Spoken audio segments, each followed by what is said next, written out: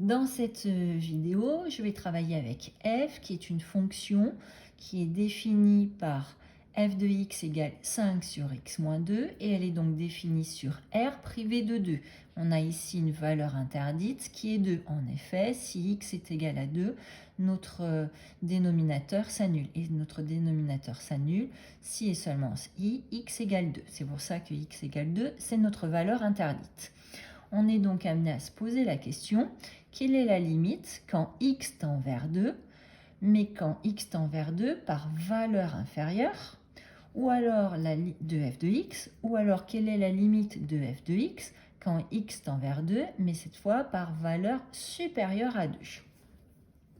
Alors, première chose, la limite quand x tend vers 2 de f de x, de x moins 2, c'est 0. En effet, la limite quand x tend vers 2 de x, c'est 2. Et donc, par différence, la limite de x moins 2, quand x tend vers 2, ça va être 0. Ce qu'il y a, c'est que quand on travaille avec un x qui est strictement plus petit que 2, x moins 2, ça va être un nombre qui est négatif. Donc, la limite quand x tend vers 2 par valeur inférieure de x moins 2, ça va être 0, mais 0 moins. On va se rapprocher de 0, mais par des valeurs qui vont être plus petites toujours que 0. Quelle est l'incidence, la conséquence de ceci? Quand je vais regarder la limite quand x tend vers 2, mais par valeur inférieure à 2, de 5 sur x moins 2. J'ai donc ici à appliquer la règle du quotient. J'ai un nombre qui est positif qui va être divisé par un nombre qui sera toujours négatif. Donc positif divisé par négatif, ça va me donner négatif.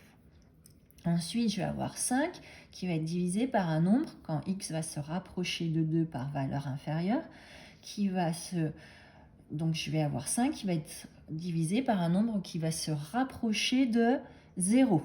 Donc, je vais avoir la distance à 0 qui va être de plus en plus grande. Donc, c'est pour ça qu'on va écrire l'infini. Donc, la limite quand x tend vers 2 par valeur inférieure de f de x, c'est moins l'infini. Qu'en est-il quand on cherche à déterminer la limite quand x tend vers 2, mais que cette fois on travaille avec un x qui est strictement plus grand que 2? Alors, on sait que la limite quand x tend vers 2 de x moins 2, on a dit que c'était 0. Mais comme x ici, il est toujours strictement plus grand que 2, x moins 2, cette fois, ça va être un nombre qui est toujours strictement positif.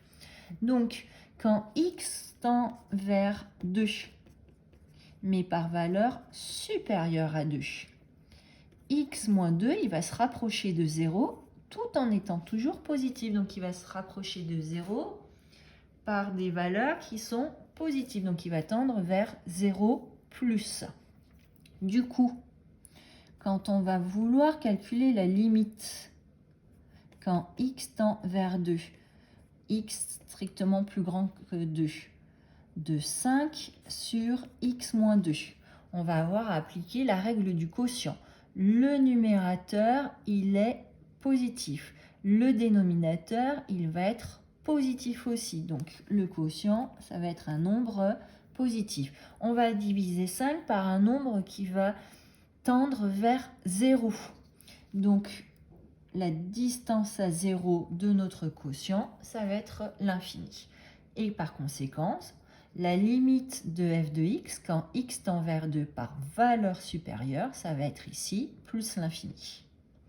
Donc, il est très très important de se poser la question, quelle est l'incidence, la conséquence du fait que x soit plus petit que 2 ou du fait que x soit plus grand que 2. Quand x est plus petit que 2, x moins 2, c'est un nombre qui est toujours négatif. Donc ici, notre dénominateur, certes, va tendre vers 0, mais vers un 0 qu'on va appeler moins. Donc un 0 qui est dans les négatifs. On se rapproche de 0, mais par des valeurs négatives. Donc là, on va avoir positif divisé par négatif. C'est pour ça qu'ici, on a écrit moins l'infini. Alors qu'ici, quand on travaille avec x strictement plus grand que 2, la limite de notre dénominateur, certes, ça va être 0, mais on va se rapprocher cette fois de 0 par des valeurs qui sont positives, parce que x moins 2 va être toujours strictement plus grand que 0, parce que x va être strictement plus grand que 2. Et donc là, je vais avoir positif divisé par positif, c'est pour ça qu'ici, on aura positif.